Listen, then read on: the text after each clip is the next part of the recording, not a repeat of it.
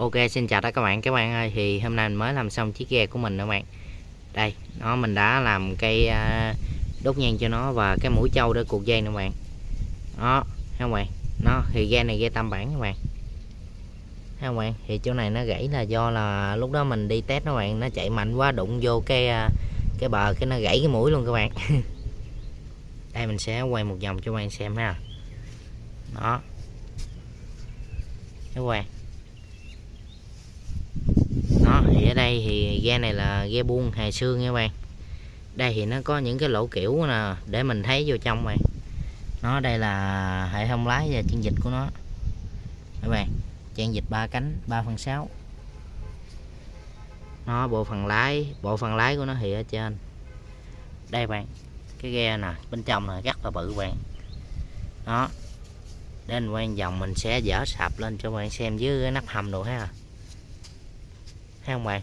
Be gió đồ ok hết rồi. Đó các bạn, cây đốt nhang rồi mũi trâu đồ rất là ok các bạn. Thì mấy cái này mình không có dán các bạn, mấy cái sạp này mình không có dán, mình để tự nhiên. Thì mình sẽ dỡ cái nắp hầm này lên cho bạn xem ha. Đó. Thấy không bạn, cái hầm này trong đây rất là to, đến mình quay cho bạn xem. Đó, đây bạn, cái tay mình đút vô dựa luôn nè bạn. Nó rất là nhiều gọng ở trong bạn, dữ lắm nó gọng luôn. Đó thì mình sẽ đóng nắp hầm lại các bạn. Thì đây khi nào mà xuống hàng thì mình sẽ dỡ cái này lên, thì mình sẽ nhờ anh em mình nó dỡ lên các bạn. Nó dỡ lên. Nó khi nào mà xuống hàng rồi mình sẽ đóng cái này lại để chạy khi đừng có cho nó nước văng vô các bạn. Đó thì ghe này rất là rộng bạn. Đây còn cái sạp sau nữa nè.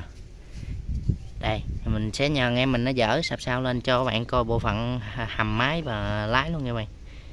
Đó. Đây bạn. Thấy bạn, đây cái motor thì mình đặt nó rất là kiên cố và cứng cáp luôn bạn. Đây mình kèm nữa các bạn, kèm rất là chắc chắn luôn. Motor là motor 360 các bạn. Chuyền nhông không biết các bạn thấy rõ không. Đây. Đó, chuyền nhông ở trong đó bạn. Đây mình lấy công dây điện ra cho bạn dễ xem. Đó các bạn. Chuyền nhông. Nhông nhỏ chuyền nhông bự các bạn. Đó, ghe thì nó to bự gì đó bạn. Đó các bạn nè, từ sau giờ mình lên trước mũi nè. Đó các bạn, rất là to luôn. Thì mình sẽ đóng sạp lên các bạn, rồi mình sẽ quay một vòng tổng thể và coi nó bự không nha bạn. Nó còn em mình nó đang đóng sạp lại bạn. Thì cái bộ phận lái này mình cũng làm rất là đơn giản. Một sư phụ lái bắt ngang đây và nó kéo cái đó nó chạy bánh lái dưới đây nè bạn. Thấy không bạn, bánh lái dưới đây. Đó, bánh lái với chân vịt nha bạn. Cái này mình không có làm la ký các bạn, do là có cái này nó kèm lại rất là chắc chắn rồi. Đó, đây là mấy cây cong nè các bạn, mình làm 5 cây cong các bạn, dưới trong hầm nữa. Thì cái ghe này rất là cứng cáp và bự luôn các bạn. Chở cái này là bữa hổm là mình đem test xuống thử là cỡ 3 kg mấy 4 kg các bạn. Nó 2 cái lô kiểu ở đằng sau các bạn. Để mình đứng lên mình quay cho bạn xem nó dài, coi nó bự nè bạn. Các bạn, rất là to luôn. Nó vậy mà chạy motor 360 chút xíu nhưng mà chạy rất là mạnh các bạn. Để hôm nào mình sẽ gắn mạch và pin vô, mình sẽ chạy thử vòng 2 vòng và chở độ tải cho các bạn xem. Nó thì ghe này mình làm hoàn thành cũng 8-90% rồi. Mình còn làm cái mui dưới gắn mạch với pin và sơn nữa là xong nha các bạn. Đó các bạn, dầm xa như ghe thiệt luôn các bạn. Đó, cây đốt nhang đồ rất là ok các bạn. Khi nào mình hạ thủy mình sẽ cắm cây bông lên mình về cúng các bạn. Đó, đây cái con sơ vu lái thì mình bắt ngang rất là đơn giản, mình chỉ kéo một cọng dây chạy kẽm qua cái gịch qua gịch lại thì lái thôi các bạn. Đó, motor thì nó chạy ở trong cái hầm này, pin với mạch nữa mình sẽ để trong đây luôn. Thì mình có thiết kế ra vô, gỡ lên gỡ xuống rất là đơn giản các bạn. Còn cái mui nữa mình sẽ làm ở đây nè, bên đây với bên đây là xong. Nó tổng thể cái ghe thì nó vậy đó bạn, cũng rất là to. Ghe này chiều dài có khoảng 7 tấc các bạn, 7 tấc mấy 8 tấc á. Ngang thì mình chưa đo các bạn, Mà miếng phơm này mình mua là miếng 4-6 tấc mà mình nối vô thêm nữa bạn, nối với cái đít nè. Nói cái đít này ra một chút với cái miếng đó tới trước cái mũi nữa. Rồi cũng rất là dài.